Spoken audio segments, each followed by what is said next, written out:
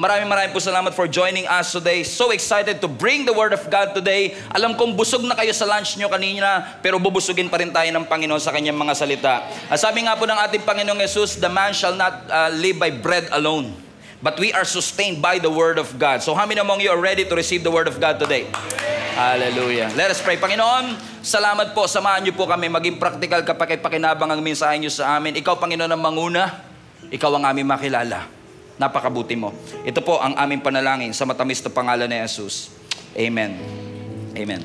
Let's open up our Bibles to Matthew 19:26 first. Matthew 19, verse 26. Okay, Matthew 19, verse 26. Matthew 19:26. Everybody read this with me. Jesus looked at them and said, with man, this is impossible, but with God, all things are possible. Sabi mo sa katabi mo, with God, all things are possible. With you, it is impossible, but with God, all things are possible. Year of more. Last week, we talked about more than enough. This week, we are going to talk about more than able. God is more than able. Tatlo sa unique attributes o katangian ng Panginoon na hinahangaan ko, na nagdi-display ng kanyang divine nature, nag-highlight ng kanyang infinite power. Ito yung mga attribute na magpapaalala po sa atin na ang ating Panginoon is far beyond our human understanding. May mga bagay tayong limitasyon na hindi limitasyon ng Panginoon, at itong tatlong attribute na ito ay magpapaalala ho sa atin na siya ang divine, tayo ay tao lamang. Unang attribute, omniscient. Ang ating Panginoon is an omniscient God. Ibig sabihin, all-knowing. Ang omniscience o omniscience, sabi ng iba, is actually the complete and perfect knowledge. Yun yung abilidad mong malaman ang lahat ng bagay. At kung ang ating Panginoon ay omniscience, ibig sabihin lang nun, alam ng Diyos ang nangyari, alam ng Diyos ang nangyayari, at alam ng Diyos ang mangyayari. Alam niya ang past, present, at future. Ibig sabihin, alam niya ang posibilidad. Alam niya ang intensyon ng tao, hindi lang ang kanyang aksyon. Bakit? Ang ating Panginoon is far beyond our understanding. May nakikita ang Diyos na hindi mo nakikita. He sees the big picture and you don't. Pangalawa, ang Panginoon hindi lang omniscient, ang ating Panginoon din ay omnipresent. Pag sinabi mong omnipresent or all-present, yan po ang kanyang ability to be present everywhere. Hindi na i-spread out ang kanyang presensya physically, pero yung kanyang presence permeates all of creation. At kung ang ating Panginoon ay omnipresent, ibig sabihin lamang nito, siya ay nagpapaalala sa atin na lagi natin siyang kasama. Ibig sabihin din nito, pinapakita ng Diyos ang kanyang pagiging close sa kanyang creation. So hindi lang siya all-knowing, hindi lang siya omnipresent, ang ating Panginoon din ay omnipotent. Pag sinabi mong omnipotent, all-powerful. So, all-knowing, all-present, all-powerful. Ano ang ibig sabihin ng all-powerful? Yan yung abilidad mong gawin ang lahat ng bagay. Kumbaga, walang imposibleng bagay na hindi kayang gawin ng Panginoon. Meron siyang unlimited power. At yung kanyang omnipotence o yung kanyang pagiging all-powerful ay nag-a-assure po sa bawat isa sa atin na walang problemang mas malaki pa sa Kanya. Ang pagiging makapangyarihan ng Panginoon ay nagpapaalala sa atin na wala pong sitwasyon sa mundong ito that is beyond His control. Ibig sabihin din ito, walang pangako na hindi niya kayang tuparin. So kapag sinabi natin God is able, ibig sabihin din nun, He is able to fulfill His promise. Kapag nangako siya, siguradong tutuparin niya. Ibig sabihin, ang pangako ng Lord sure kahit pa imposible ang ating sitwasyon. Ano po ang sabi ng Numbers chapter 23 verse 19? God is not mere human. He doesn't tell lies. Ang Diyos natin hindi pa bago-bago ng isip.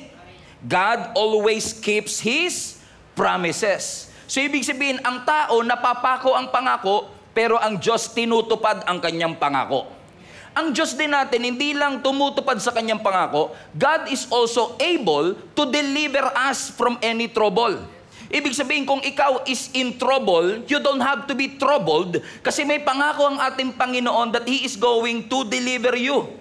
Kung yan ay luluubin ng Diyos, tama ho ba? Ibig sabihin, may kakayanan siya. Katulad po ni Shadrach, Meshach, and Abednego. Amen? Dinala ho sila doon sa pugon ng apoy. Supposedly, pag may apoy, masusunog ka. Ibig sabihin, death sentence na. Ininit pa ng 7 beses yung pugon para siguradong patay sila. Pero diniliver sila ng ating Panginoon. Dumaan pa rin, pero nakalagpas. Bakit? Ang Diyos natin is, everybody say able. Able to deliver us from trouble. Sino sa inyo ang agree din na ang Diyos hindi lang tumutupad ng pangako, hindi lang siya able na i-deliver tayo sa trouble, able din ang ating Panginoon na baguhin ang ating buhay. Okay, tignan mo katabi mo, yan ang katunayan na able ang Diyos. Hindi pa yan perpekto pero may nagbago na. Hindi pa yan perpekto pero may konting transformation na ginawa ang Panginoon at magiging tuloy-tuloy pa yan. Kaya magugulat ka, yung katabi mo magiging pastor pa yan. 2 Corinthians chapter 5 verse 17. Anyone who belongs to Jesus Christ is a new person. The past is forgotten and everything is new. Sabi ng New King James Version, if anyone is in Christ, he is a new creation. The old has gone and the new has come. Ibig sabihin, kung ang ating buhay ilalagak natin sa Panginoon at makikipag-isa po tayo sa ating Panginoong Yesus, God is able to transform your life. Yung hindi mo kaya, makakaya mo. Yung maaaring hindi mo napupuntahan, mapupuntahan mo kasi tinatransform ng Diyos ang iyong buhay. After all, yan ang reason kung bakit tayo nagsisimba. Hindi lang para pakainin ang ating isip, magkaroon tayo ng maraming alam para magaling tayo sa debate. Pumupunta tayo sa simbahan kasi gusto nating makilala ng malalim ang Panginoon. Kasi pag nakilala mo ng malalim ang Panginoon, hindi po pwedeng magbago ang iyong buhay. Nagbabago ang ating buhay. So He is able to fulfill His promise. He is able to transform our lives. Pero ang pinakagusto ko, God is able to do the impossible. Ang Diyos natin kaya niyang gawin yung imposible sa'yo. He is able. Everybody say He is able. Ibig sabihin, kung ang Diyos natin is able to do the impossible, He can do whatever He wants because God can supersede what we think is possible. Ang sabi na Ephesians chapter 3 verse 20, hindi ko na nilagay dyan, pero sabi doon, God is able to do immeasurably above and beyond what you could think or imagine. It supersedes our human thinking, our human brain. May mga bagay kang logical sa'yo, or should I say illogical sa'yo, pero it makes sense to God. Kasi ang Diyos natin is able to do the impossible. And I'm sure, lahat po tayo dumaan na sa mga pagkakataon ng buhay natin na dumaan ka sa isang sitwasyon na alam mo wala nang pag-asa at imposible nang makalagpas ka pa. Now, I'm not saying na dumaan ka lang sa improbable situation, kundi impossible situation. Kasi yung improbable situation, may chance pang konti. Pero yung impossible situation, there's no way na Sino sa inyo nakaranas na napunta kayo sa sitwasyon na hindi nyo na rin alam kung ba't nakasurvive pa rin kayo sa 2025. Nakaharap ka ng isang sitwasyon that it seemed impossible. Health crisis, financial difficulty, broken relationship, spiritual battles ng ating buhay, at nangangailangan ka, humihingi ka sa Diyos ng isang milagro. Kasi alam mong milagro lang ang makakapaglabas sa iyo sa sitwasyon na imposible. Sino sa inyo naniniwala pa rin sa milagro? Ako naniniwala pa rin ako sa milagro Amen? Hindi dahil nababasa ko siya sa Bible. Naniniwala ako sa milagro kasi at some point in our life, naranasan natin ang miracle ng ating Panginoon. Amen? Tignan mo lang yung katabi mo. Yan ay walking miracle. Naglalakad na milagro yan. Yung anatomy niyan, milagro. Yung process ng paghinga niyan, milagro. Yung process ng reproduction, yung process ng digestion, yung process ng circulation, lahat po yan ay milagro ng ating Panginoon. Tumingala ka sa langit, milagro pa din. Kasi ang universe is a miracle. Yung sunrise at sunset, milagro yan. Tama? Yung nakasampay na mga planeta out of nowhere, milagro yun. Tama ho ba? Yung complexity ng ating buhay, milagro siya. Sino sa inyo pag nakakatingin kayo sa mga nature, parang, grabe Lord, paano po nagawa mo yung mga bagay na ito? Kasi hindi makomprehend ng isip mo, paano nangyari na yung pagkabigat-bigat na earth nakasampay? Nakasuspend dun sa universe. So ibig sabihin mga kapatid, every time we look at the universe, we look at the space, we look at the sky, we look at the clouds, we are reminded of this undeniable truth na yung universe is a miracle. So ang universe, hindi lang siya collection ng planets, ng stars at ng galaxy. It is a testimony of God's power. It is a testimony of God's beauty. It is a testimony of His love for us. Na kung ang Diyos may pakialam sa universe, what made you think na walang pakialam ang Panginoon sa iyo? Sabi mo sa katabi mo, may pakialam ang Panginoon sa'yo. Amen? He is the one. Everybody say Jesus. He is the one who holds things together at the palm of His hand. Ikaw, maging ang universe na ating pong kinalalagyan, hawak-hawak tayo ng Panginoon. Sabi ni Apostle Paul sa Colossians chapter 1 verse 16, for in Jesus all things were created, things in heaven and things on earth, visible and invisible, thrones or powers, rulers or authorities. Everybody say all things. All things have been created through God and for God. He is before all things. Bago pa man ang lahat ng bagay, He already is. And in Him, all things are held together. Ibig sabihin, hawak ng Diyos ang lahat ng bagay. So kung meron ka mang medical issue, medical problem, financial problem, ang tanong, is there a problem too hard for God? Meron bang problemang mahirap sa Diyos?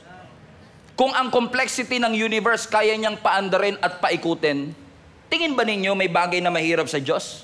No. God is able to do the impossible. Kung kaya niyang hatiin ang Red Sea para makalakad at makatakas ang mga Israelites sa pangahabol ng mga Ehipto, yun ay imposible pero ginawa ng Panginoon. What made us think, mga kapatid, na ang ating mga pagsubok hindi tayo kayang i-deliver ng ating Panginoon? Kung kaya niyang pakainin ng 5,000 men, approximately 15,000 people, gamit lamang po ang 5 tinapay at 2 isda, bakit mo iniisip na hindi ka kayang pakainin ng Panginoon? Kung kaya ng Lord buhayin si Lazarus na 4 na araw ng patay, bakit mo iniisip na hindi kayang buhayin ng Lord yung patay mong passion at patay mong pangarap? At kung kaya ng Lord bigyan si Abraham at Sarah ng anak kahit 100 taon na sila, bakit mo iniisip na hindi kayang i-reproduce ng Panginoon ang maraming bagay na nangangailangan ng reproduction sa inyong buhay? Is there anything too hard for your God? Meron bang bagay na mahirap sa Diyos? Wala. Walang mahirap sa Diyos. Amen? Walang mahirap sa Diyos. Ang mahirap lang yung kantahin mo yung walang mahirap sa Diyos. Pag kinanta mo yun, mahirap yun eh. Pero walang mahirap sa Diyos. And ang text at ang story na pag-uusapan natin is all about the story of Abraham and Sarah, kung saan binigyan sila ng anak ng ating Panginoon as a promise mula sa Kanya. Ang story ni Abraham po is a story of faith, waiting, patiently waiting sa ating Panginoon. Nakaharap po sila ng imposibleng sitwasyon kung saan hindi po sila magkaanak sa kabila, lalo na sa kanilang pagiging matanda o in their old age. Pero ito pong kanilang storya ay testimony na lahat ng pangako ng Diyos sigurado, kahit pa ang sitwasyon ay imposible. Okay, sigurado, basta pinangako ng Diyos sigurado, kahit pa imposible ang ating sitwasyon.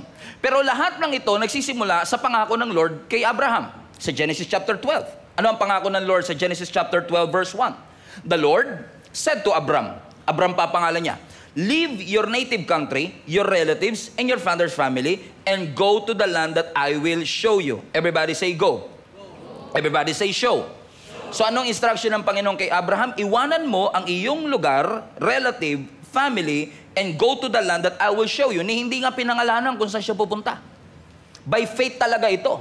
Kasi sabi ng Panginoon, live, go, and I will show. Yan yung medyo mahirap nating paniwalaan minsan na sa Christian. Kasi gusto natin, bago sumunod, may assurance. So kung kay Abraham, go, bago ipapakita ng Lord. So, aalis siya, then papakita ng Lord kung saan siya pupunta. Tayo baliktad, gusto muna natin, show mo muna Lord, bago ako mag-go. Gusto natin ng assurance. Pero dito natin makikita kung bakit si Abraham ang father of faith. Kasi una't-una pa lang, pinakita niya na ang katatagan ng kanyang pananampalataya nang utusan siya ng ating Panginoon na pumunta sa isang lugar na hindi niya alam. Ano ang sabi ng Scripture? Nung siya ay inutusan ng Panginoon to go to the land that God will show him, ang sabi ng Scripture, ano ang pangako sa kanya? I will make you, verse 2, a great nation. I will bless you and make you famous, and you will be a blessing to others. Hallelujah. I will bless those who bless you, curse those who treat you with contempt. All the families on earth will be blessed through you. Ang tawag po natin dito, Abrahamic Covenant. Ito po yung covenant ng ating Panginoon kay Abraham, kung saan nangako po ang Panginoon na ang kanyang descendants ay magiging dakilang bansa, magiging great nation. Nangako ang Panginoon kay Abraham na yung Kanaan, yung promised land, is an everlasting possession. Kanila talaga yung Kanaan. Kanila talaga yung promised land. At ang Diyos nangako sa Abrahamic Covenant, mga kapatid, na sa pamamagitan ni Abraham, all the nations of the earth will be blessed. Just imagine that. All the nations will be blessed because of him. And since now, we are In essence, under that Abrahamic covenant, na naniniwala tayo na yung Diyos ni Abraham ay Diyos din natin, I believe ito yung naging daan kung bakit kahit tayo, hindi naman tayo part ng Kanaan, hindi tayo part ng chosen nation, ay pinagpala pa rin tayo because through Him, all the nations of the earth will be blessed. Amen? And no one can curse what God has blessed. Hallelujah. Amen. Pero ang pangako ng Panginoon dito, mga kapatid, ano ang sabi ng Scripture? Siya ay magiging ama ng maraming bansa. Paano ka magiging ama ng maraming bansa kung wala kang biological son? At 75 years old, ilang taon po uli? At 75 years old, nangako ang Panginoon sa kanya, magkakaroon kayo ng anak. Grabe, 75 years old. Kapag nangyari po yan ngayon, 75 years old, ang lalaki, by the way, si Sarah po, yung kanyang asawa, 10 years po ang kanilang gap. So si Sarah, 65. Si Abraham, 75. Pag yung asawa na si Sarah 65 nagkaroon ng anak, baka yung TV Patrol naghahabol ng interview sa kanila. Correct? Ay, pambihira yan. 65 years old. Nagkaanak pa. Correct, mga kapatid? I mean, it is already an impossible situation. Pero alam niyo, sabi ng Scripture, kahit na pinangakuan sila ng Panginoon at the age of 75 and 65, hindi pa kagad dumating yung pangako ng Diyos. Nag-antay pa sila ng another 25 years. Dumating si Isaac at the age of 100. Pwede nang pumila po si Abraham dun sa yung 100,000 po sa mga 100 years old. Amen. Kasi dumating yung pangako at the age of 100 years old. Alam niyo po ba, sa loob ng 25 years na pag-aantay nila, yung kanyang asawang si Sarah, hindi na nakapag-antay, naging impatient na siya. To the point na sinabi niya sa asawa niya, sipingan mo yung servant ko, si Hagar. At nagkaroon sila ng anak. Sino? Si Ishmael. Na ngayon, yun ang dahilan kung bakit ang Islam at ang Christian nag-aaway. Kasi paniniwala nila, si Ishmael ang tunay na promised son. Tayo naman naniniwala, si Isaac ang tunay na promised son. And it created wars after wars because of that wrong, impatient decision. Kaya sabihin mo sa katabi mo, huwag kang impatient. Magkakagera. Do you understand, mga kapatid? So to cut the long story short, 24 years later, 75 years old na nga ako ang Panginoon, 24 years later, ang sabi ng Scripture, binisita uli siya ng Panginoon. Kasama ang mga anghel, 24 years later. So 75 plus 24,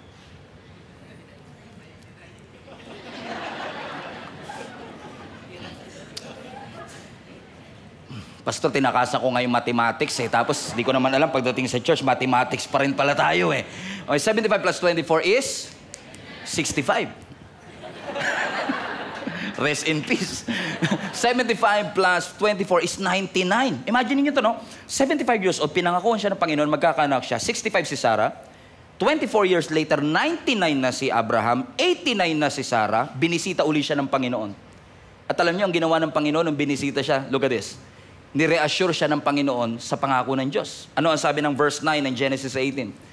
So, nung nabalitaan ni Abraham na may papuntang visitor sa kanya, inutusan niya si Sarah na maganda ng pagkain. So, pagdating ng visitor, hinahanap ng visitor o ng angel ang kanyang asawang si Sarah. Verse 9, where is Sarah your wife? Ang sabi ng mga visitors. Ang sabi ni Abraham, she's inside the tent. Verse 10, then one of them said, I will return to you about this time next year, and your wife Sarah will have a son. Now listen to me. 75 years old, pinangakuan siya. 24 years later, 99 na siya. Nung dumating yung visitor, pwedeng iniisip niya na, buntis na ba ako? Kasi finally, andito na ang Panginoon, andito na ang sugo ng Diyos. Siguro, ito na yung katuparan ng pangako. Tapos sasabihin ng angel sa'yo, next year. Ha? Next year? Magkakaroon ka ng anak. Siguro, mapupuno yung puso mo ng pagdududa. Pwede mong sabihin, hindi nga nangyari ng 24 years, tas nagsasabi ka, mangyayari in 1 year. Sino sa inyo may mga sitwasyon na gano'n sa buhay ninyo that you've waited long enough na wala ka na ng pag-asa? Masyado na mahaba yung pag-aantay mo, hindi ka na umaasa magkakaasawa ka pa. Hindi ka na umaasa magkakaanak ka pa. Hindi ka na umaasang aawon pa kayo. Hindi ka na umaasang lalalim pang relasyon mo sa Panginoon. Bakit? You've waited long enough and we hate to wait. Pakiramdam natin sa pag-aantay natin, nawawala yung ating pananampalataya. 24 years niyang inantay yung pangako, tapos pagdating nung supposedly tutupad ng pangako, next year. Ano naging reaction ni Sarah? Ang sabi ng Scripture, Sarah was listening to this conversation from the tent. Siguro narinig niya yung Sarah. Ganun talaga iba, no? Pag narinig, ako yun Ano kaya pinag-uusapan nila about me? May kilala ba kayong parang Sarah? Hindi naman kausap, ano yan? Huwag ka titingin sa asawa mo, kaya isipin niya siya to. Amen? So ano nasabi ng scripture? Verse 11, Abraham and Sarah were both old by this time, and Sarah was long past the age of having a children. Dalawang denominator, parehong palpak eh. Parehong imposible na. Una, si Abraham is very old. At by the way, pag sinabi ng Bible na old ka talaga. Tapos dinagdagan pa ng very, siguradong very old ka na talaga niyan. Tama? Tapos sasabi ng scripture, kung hindi ka pa kontento sa imposibilidad na si Abraham ay matanda na, si Sarah din was long past the age of having a child. Ibig sabihin, there is no way. This is not just an improbable situation. This is an impossible situation. So yung sinasabi mong next year magkakaanak ako, imposible yan. Ano naging reaction ni Sarah? Verse 12. So she laughed. Highlight that part. She laughed silently. Kasi nakikinig siya, hindi siya pwede marinig eh. Nasa gilid-gilid lang siya. May mga kalalaki sa gigilid lang. Yung kinikilig mag-isa. Yung kasi illegal yung relasyon eh. Kaya pagka kinilig siya, siya lang. Tama? Yung pag tumatawa siya, sabi na, ba't ka tumatawa? Wala po, may nakita lang po ako, yung video. Pero sinabihan siya na, diba? She laughed silently to herself. Sabi niya sa kanya sarili, watch this. How could a worn-out woman like me enjoy such pleasure? Especially my husband is so old. Dinamin niya pa yung asawa niya. So sabi niya, ako nga eh, kumbaga, matandang-matanda na ako. Tapos paano pa mangyayari? Yung mapapangasawa ko, sobrang tanda na rin. Watch this. Verse 13. Then the Lord said to Abraham, kasi hindi naman siya nandun, kasi nga, sumisingit lang siya sa conversation. Ang sabi ng Lord kay Abraham, bakit tumatawa si Sarah? Why did she laugh? Why did she say, can an old woman like me have a baby? Verse 14, everybody read. Is anything too hard for the Lord? Aba, challenge mo ang Diyos, ha? Tumatawa ka dito sa isang pangarap, tumatawa ka dito sa isang vision, tinatawanan mo yung pangako ng Panginoon. Meron bang mahirap sa Diyos? Ang sabi ng Panginoon, next year. Tuloy niyo yung pagbabasa. I will return about this time next year and Sarah will have a son. Narinig ni Sarah yon. Verse 15, Sarah was afraid. So she denied it. Hindi ako tumawa, ha? Ang sabi ng Diyos, no, tumawa ka. By the way, kung magsisinungaling ka na lang, wag na sa harap ng Diyos. Sabi niya, hindi ako tumawa, silent lang. Kala niya hindi naririnig ng Panginoon yung mga silent na tawa natin, yung silent mocking natin. So tumawa si Sarah with the idea na magkakaroon pa siya ng anak at the age of 90. Pero sa ating Panginoon, hindi. Tinawanan niya yung bagay na ipinangako ng Panginoon. Yung may mga pangyayari sa buhay natin na minsan nakakatawa hanggat hindi pa nangyayari. Alam niyo po ba, kung babalik ako sa 2013 at sasabihin sa akin na yung ating simbahan ay papalaguin ng Panginoon kung paano siya malago ngayon, malamang tinawanan ko yun before. Bigyan ko kayo ng isang example. Noong 2014, 2015 hanggang 2016, nagkakas ako ng vision sa church natin because what I'm seeing today, I've already seen it in a vision many years ago. Pero hindi lahat ng tao naniniwala doon. Hindi lahat ng tao maniniwala sa pangarap na nilagay ng Lord sa puso mo. Hindi lahat ng tao maniniwala sa mga pangakong narinig mo. So, sinishare ko to sa mga leaders ng ating simbahan. Special shout out kay Len Prado Lambikit at kay Jeneline Tolentino Prado. Na nung sinishare ko yung vision, kasi at that point, ang ating po simbahan is about 90 people, 100 people ang umatin in every service. At sabi ko sa ating leadership team, next year, we are going to welcome 200 people to be part of our community.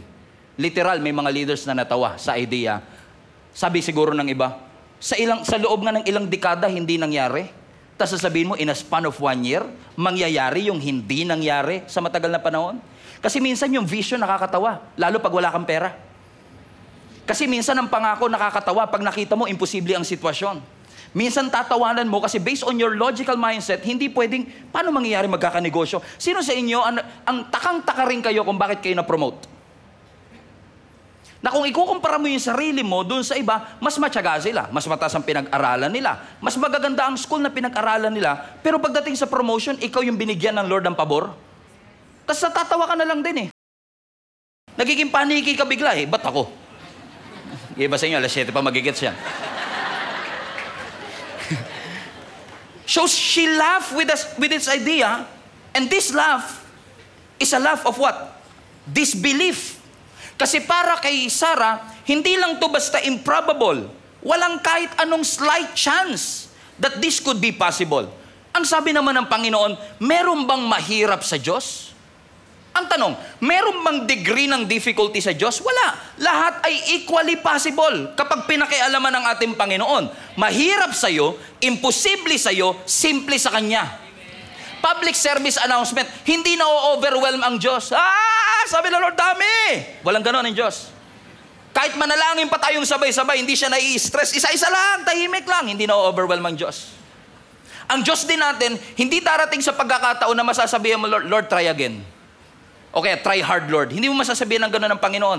Kasi walang mahirap sa ating Panginoon. Walang degree of difficulty pagdating sa Panginoon. If God can spoke the universe into existence by just one word, kung kaya niyang palabasin ang ilaw gamit lang ang let there be light, bakit mo iniisip na yung problema, yung pagsubok na pinagdadaanan mo, hindi kayang gawin ng Panginoon? May mahirap ba sa Diyos? Yung perception ng hirap sa atin lang yan. Sa Diyos, wala siyang perspective ng hirap. Yung perspective ng hirap, based lang po yan sa ating human limitation. Kaya natin sinasabing mahirap kasi may mga limitasyon tayo. Pero sa Panginoon, wala siya sinasabi, ang hirap. Equally possible ang lahat ng bagay. Sakit ng ulo or cancer. Walang degree of difficulty, sabi ng Lord. Grabe, cancer na to, mas mahirap na to. Hindi ganun ang Panginoon. Ang headache sa human capacity, treatable. Advil. Biogesic. Yung cancer, it is way beyond our ability. It is so complex. Pero sa mata ng Panginoon, pareho lang siya. Walang degree of difficulty. Yung mag-provide ng pagkain sa isang araw, sa isang tatay, posibleng manageable. Magtatrabaho ako, mapapakain ko ang pamilya ko. Correct? Manageable. Pero pakainin mo yung buong bansa for 40 years sa wilderness. Si Lord lang kayang gumawa nun. Pero parehong madali sa Kanya. Kaya ba ng Diyos pahintuin ng bagyo? Imposible sa atin. Pero hindi lang niya kayang pahintuin ng bagyo, kaya niyang paurungin kahit bundok kung gugustuhin niya. Parehong pantay sa Panginoon. Mahirap bang mag-invite ng kaluluwa sa simbahan para sila'y kumilala sa Diyos at maligtas? Challenging yan. May mga taong ayaw sumama sa church. Pero mas, alam niyo kung ano mas imposible? Yung iligtas mo yung buong mundo. Nung mamatay ka sa krus ng Kalbaryo. Yun ang mas imposible. Sino sa inyo kaya niyong lumikha ng bulaklak? Gagawa ka ng bulaklak, sarili mo. Iisipin mo pa lang, this is, wow, mind blown ka eh. Sabog isip mo eh. Paano yun? Pero tignan mo ang Panginoon. Lahat ng klase ng bulaklak sa buong mundo, siya nag-design, siya nagdamit, siya nag-isip.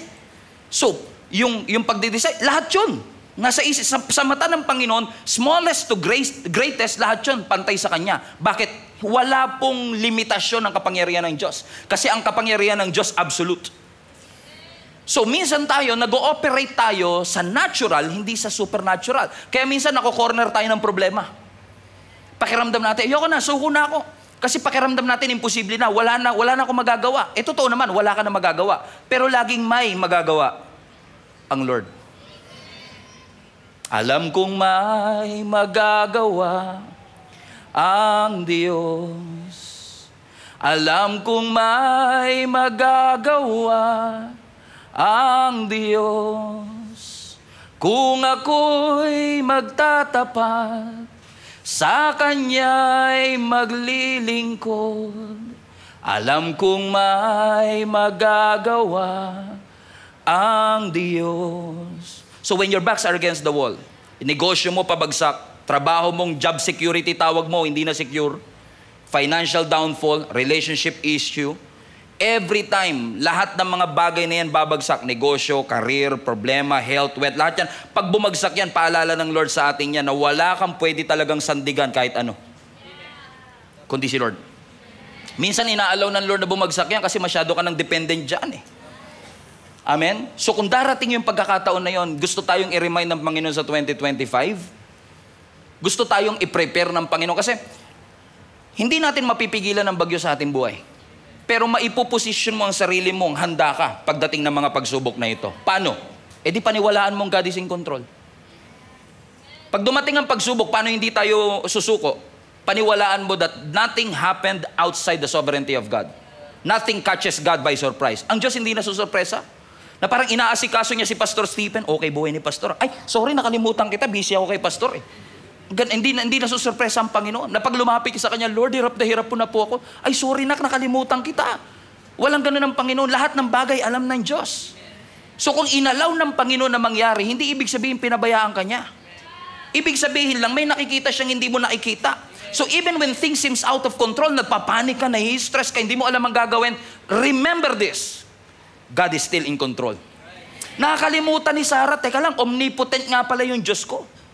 Yung Diyos ko nga pala, all-powerful, walang bahay bata na hindi kayang pakialaman ng Diyos. Imaginin mo, ang Diyos, hindi niya lang basta nilikha ang mundo. Imaginin niyo, yung likhain lang ng Diyos yung universe at ang mundo. Milagro na yun eh. Tapos isustain mo pa yun. Karamihan sa atin, nag-aral naman ng science, di ba? Bumagal nga lang yung ikot ng Earth eh. Trahedya darating sa atin eh. Yung ma-maintain yung ikot na yan, yung revolution, yung rotation na yan, yung ma-maintain yung sunrise to sunset, yung oras na, yung masustain pa lang yan. Kung iniisip mong automatic lahat yan, Brad, kailangan yata magpatingin tayo ng konti, Brad. Somebody must be beyond this one. Somebody must be in control. At kung ang Diyos kaya niyang kontrolin ang ikot at rotation ng mundo, bakit natin iniisip na ang Diyos walang pakialam sa atin? May pakialam po ang Diyos sa iyo. Mahal ka ng Diyos at may pakialam ang Diyos sa iyo. In fact,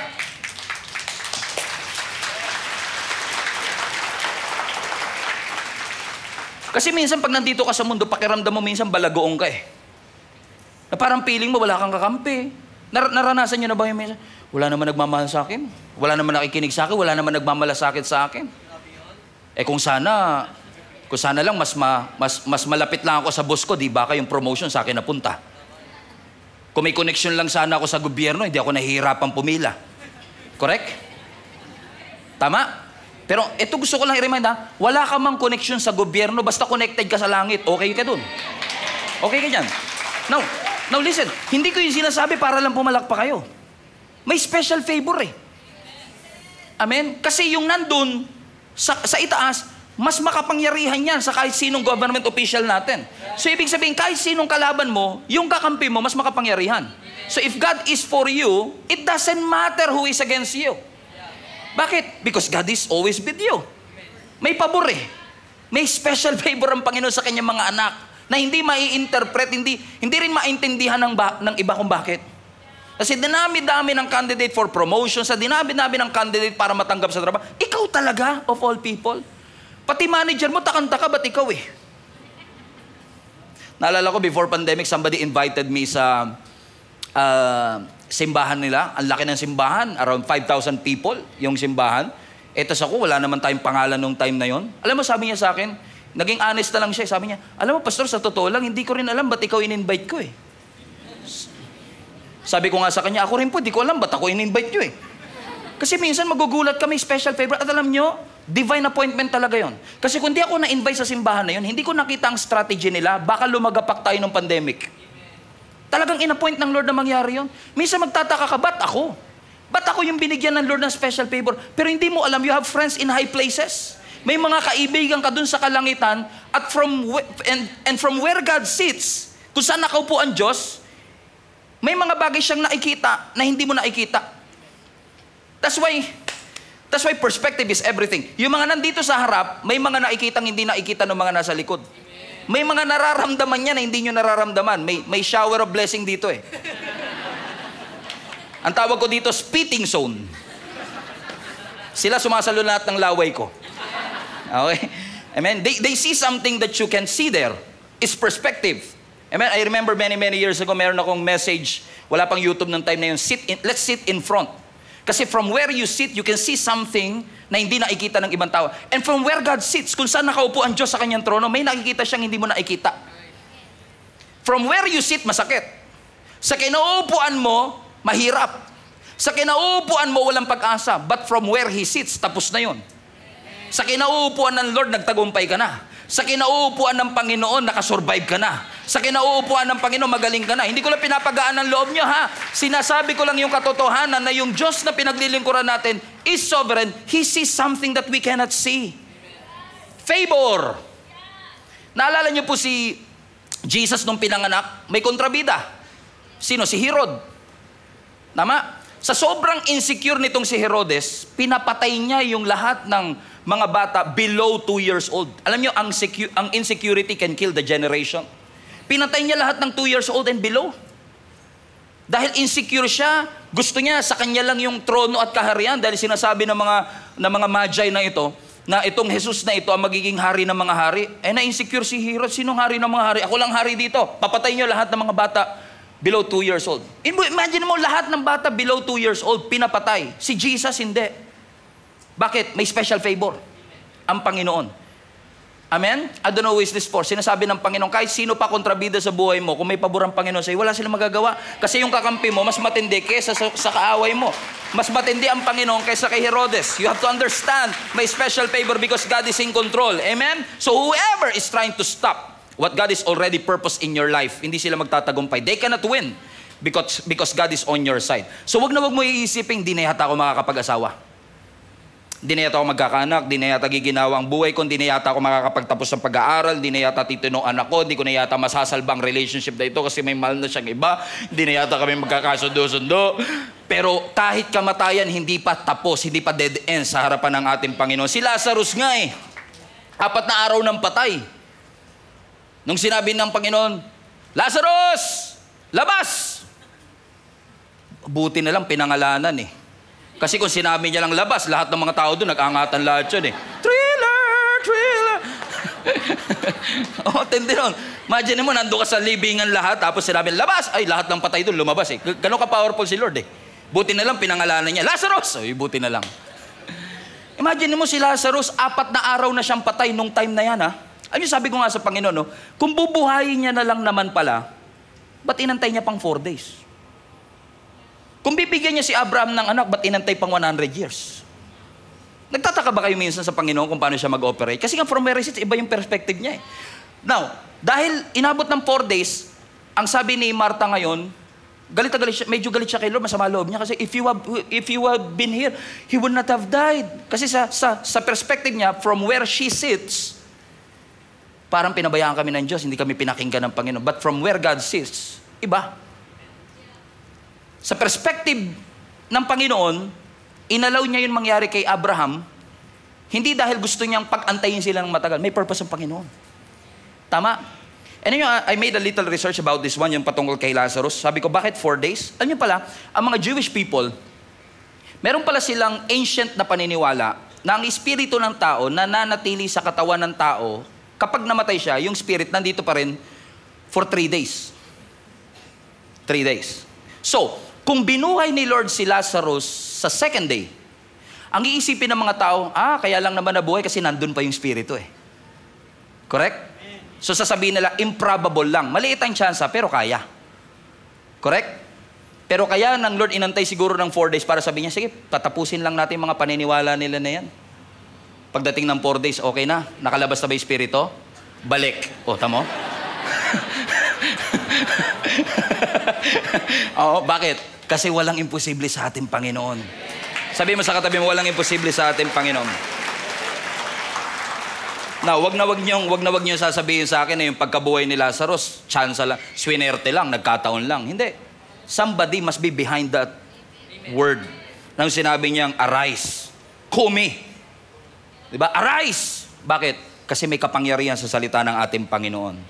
So sa sitwasyon ng buhay natin, anumang problema na meron ka, tingin mo, kaya ba ng Lord pahintuin? Tingin mo lang. Amen? Tamo yung totoong dumadaan sa pagsubok, di maka-amen yan sa totoo lang, kasi mahirap talaga. Pag baong ka sa utang, mahirap yan. Pag meron kang diagnosis na terminal disease, mahirap po yan. Mahirap yan. Yung mga malakas ang amen, baka hindi pa dumaan pero sa totoo, diba, mahirap. Tama? Naman tanong, kaya bang pahintuin ng Diyos? Kaya niya. Tingin nyo, kaya niyang i-reverse. Kaya. Kaya ng Diyos pabilisin. Kaya niyang pahintuin? So bakit hindi? So kung kaya niya naman pala, at hindi niya hininto, ibig sabihin, gagamitin niya.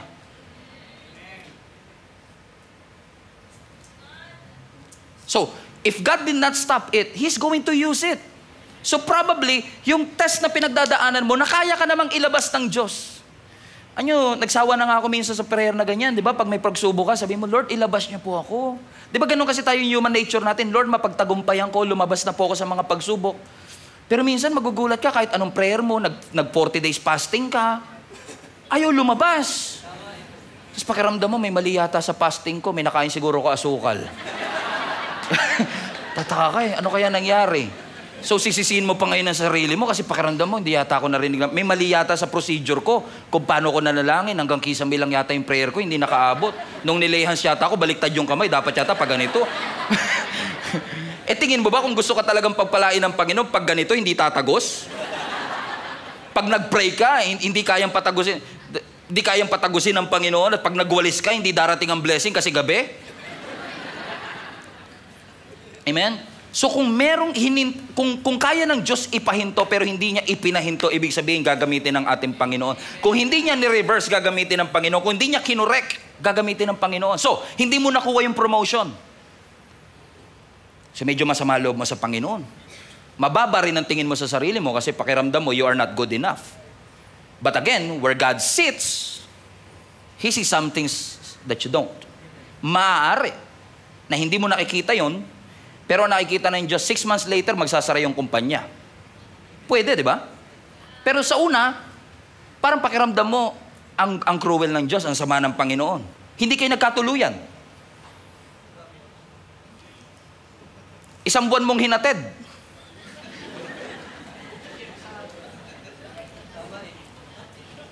Ngayon, masama loob mo. Heartbroken ka. Tumingin ka sa salamin. Pangit ba ako? Kapalit-palit ba ako? Pinagdududaan mo na kung gaano ka kapogi, gaano ka kaganda. Kasi nga, from where you sit, yung broken heart, ang sakit. But from where God sits, sabi ng Panginoon, in 6 months' time, magkakaroon ng maling desisyon yan. Masasama ka sa maling desisyon.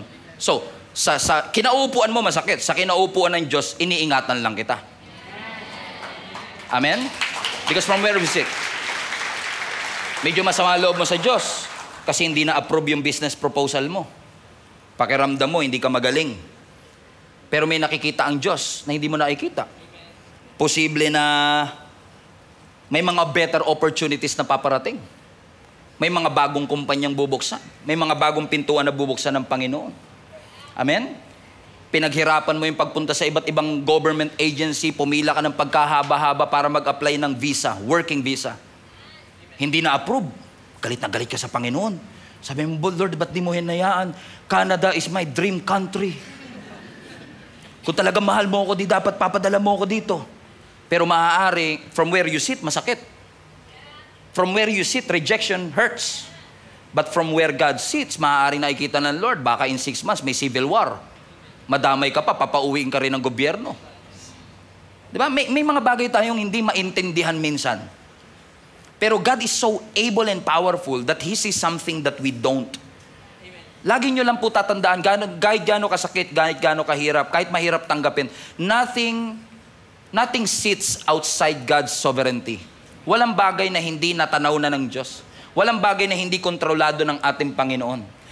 Maaaring hindi mo control, pero kontrolado ng Diyos. It may look chaotic. It may look uncertain. It may look like out of control, but God has a plan. Nothing broken in your life that God cannot fix. Walang bagay na mahirap. Walang bagay na broken. Walang bagay na masakit na hindi kayang ayusin ng Panginoon kung magtitiwala ka lang po sa sovereignty at ability ng Diyos. So natawa si Sarah. Sabi niya, yung asawa ko tanda-tanda na. Imagine mo, 100 years old, nagpapatahan ng baby. Parang, doesn't make sense. But you know what happened? 1 year later, dumating si Isaac. Tinupad ng Diyos ang kanyang pangako. Now, but this time, kung imposible sa 89, kung imposible sa 89, mas imposible sa 90. Kung imposible sa 99 years old, mas imposible sa 100 years old.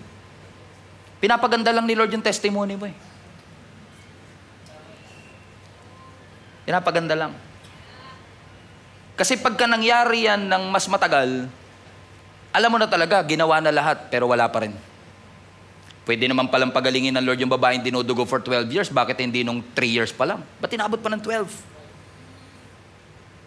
Kasi may nakikita ang Diyos na hindi may. He wants to remind you, mga kapatid, that impossible is where we surrender.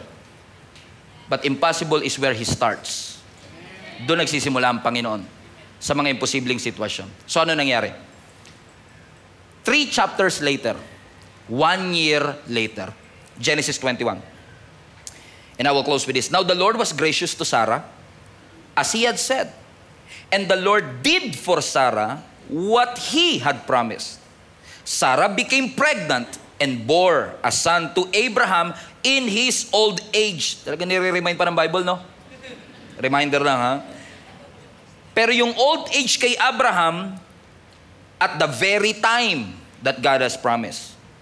So yung due date sa'yo, due season kay Lord.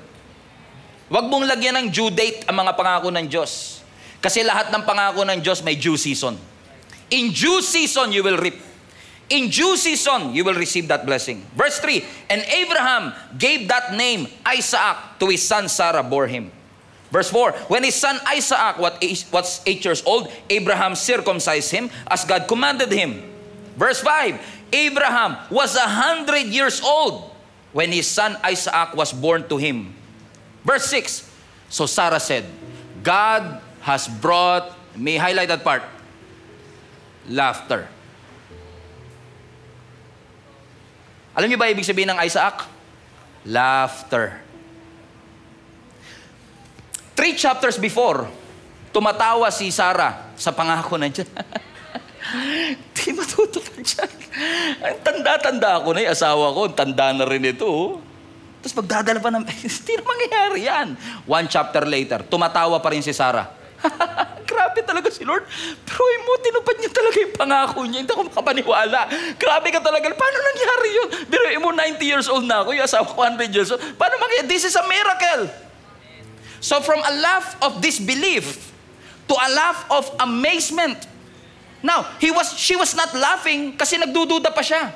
She was laughing kasi tumatawa siya nung nangako ang Panginoon. Hindi siya makapaniwalang kayang tuparin ng pangako yung kanya, ng Diyos yung kanyang pangako. And watch this. Balik mo anak. Doon sa Genesis 18, dyan lang ha. Doon sa Genesis 18, tahimik siyang tumatawa. Dito sa Genesis 21, tinawag niya pa lahat. Sabi niya, pakinggan niyo ako. This is a true story. Yung tawa niya ngayon, broadcast na. Yung tawa niya ngayon, ini-invite niya na yung lahat kasi this is now a sign of miracle. This laughter is not a laughter of disbelief. This is a laughter of what? Of amazement. Grabe ka talaga, Panginoon.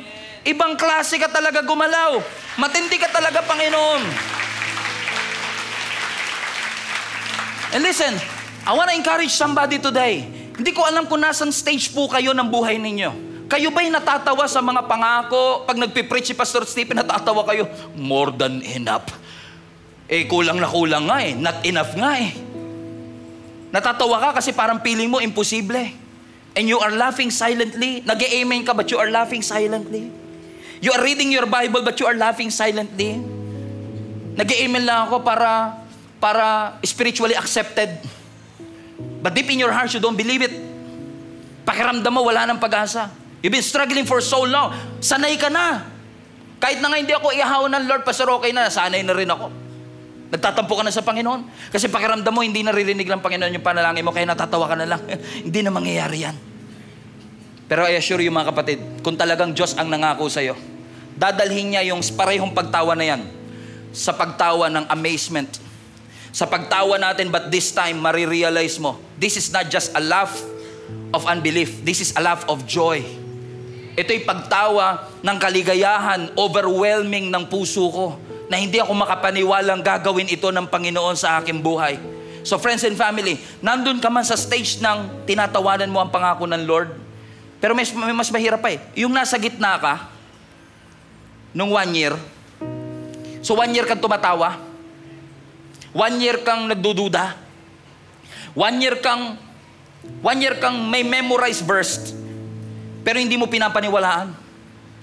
1 1 year kang nagko-quiet time, but you don't believe what this is saying, what this Bible is saying. Kasi nga, masyado na naging manhid yung puso mo sa hirap na pinagdaanan mo. So pakiramdam mo, wala na talagang pag-asang makaahon. And let me tell you this, God is a God of immediatelys and suddenlies. Suddenly, you are going to receive that answered prayer. Suddenly, God is going to restore that family.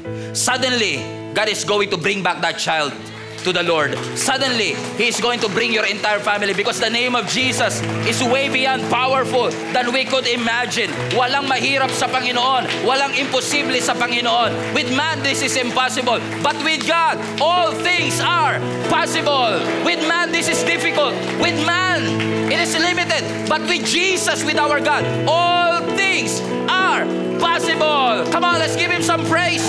Palapakan natin ang Panginoon. Tumayo tayo lahat. Simulan nyo lang pumalakpak at tumawa sa lahat ng mga blessing, sa lahat ng mga breakthrough na gagawin ng Panginoon sa inyong buhay. Lord, we are clapping our hands, not a clap of disbelief, not a clap of doubt, but a clap of faith, believing that nothing shall be impossible to you. Walang mahirap sa Diyos. Sige kapatid, itaas mo ang mga kamay mo sa ating Panginoon. Isuko mo lahat ng pagdududa, isuko mo lahat ng pangamba, isuko mo lahat ng tawan ng unbelief. At sabihin mo, Panginoon, this time, Lord, I'm excited. I'm excited to laugh, oh God, with amazement so that everyone will hear the same testimony, oh God. That the same God that brought me in 2024 is the same God that will bring me through. Come on, worship the Lord right now. He is good. He is good. And He is faithful. He is faithful. Right where you are, church. Right where you are. Worship the Lord. Worship the Lord. Worship the Lord. Everybody say, walang mahirap sa Diyos. Hallelujah! Walang mahirap sa Diyos. Yes, Lord.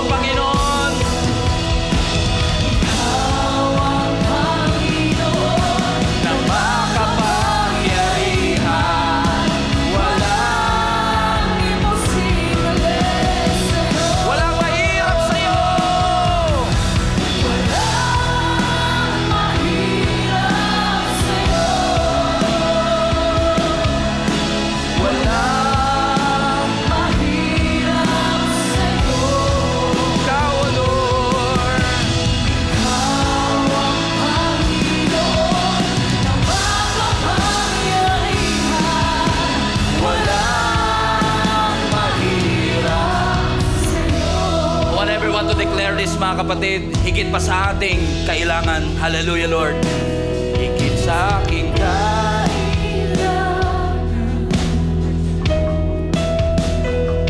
higit sa aking karanasan, higit sa aking isipin, ay kaya mong gawin. Higit sa aking kalakasan. Yes, Lord. Ni minsan na hindi nakulang.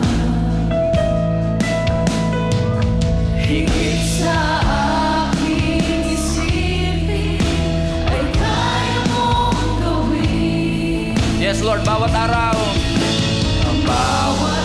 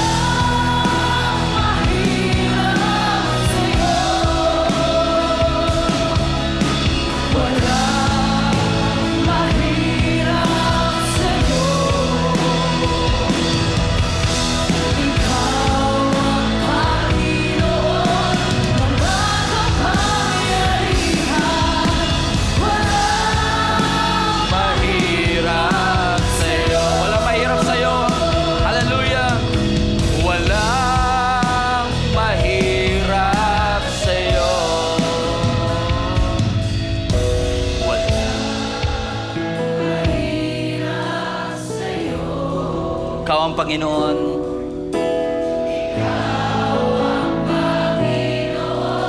Na makapangyarihan, walang mahirap sa'yo. Ikaw ang Panginoon. Ikaw ang Panginoon, makapangyarihan, walang mahirap sa'yo. Walang mahirap, walang mahirap. Yan po ang aming pinapaniwalaan, Panginoon. Wala pong mahirap, walang imposible sa iyo, Panginoon. Yes, O Lord. Lord, you just want to acknowledge your presence, your sovereignty in our midst today. We want to say thank you, God. Napakabuti mo po sa aming buhay. Marami pong salamat sa kabila po ng pangamba, ng hirap, sa kabila po ng pagdududa, sa kabila po, Panginoon, ng mga imposibleng sitwasyon. Naniniwala kami na totoo nga pong wala po talagang imposible sa iyo. Gabayan niyo po ang aming entire global family, Lord God, as we press on throughout this week, O God. Lord, dalangin ko, anumang kaharapin namin mga imposibleng sitwasyon, dalangin ko, O Diyos, patuloy na paalalahanan mo kami, Panginoon, ang napaka-importanteng katotohanan ito, na sa amin mahirap, pero sa iyo, wala pong mahirap. Taas po natin ang ating dalawang kamay. I pray that the Lord will bless you and keep you, make His face shine on you, be gracious to you, turn His face towards you and give you peace. And may the blessing of God Almighty, the Father, the Son, and the Holy Spirit be among you and remain with you always. In Jesus' name we pray. Everybody shout, Amen. Glory to God. Hello, Global Family. Thank you for watching. If this message have impacted your life, please consider subscribing. Let us know in the comments what God spoke to you today. Where are you streaming from? Or how can we pray for you? We pray in Jesus' name that we will continue to advance God's kingdom through the spreading of His Word through this online platform that we have. If you want to support the ministry of Jesus is Alive community, I want to encourage you to support financially and give. Go to our website, gsmnb.com/give, for you to know all the ways that you can support this ministry. I hope to see you soon. God bless you.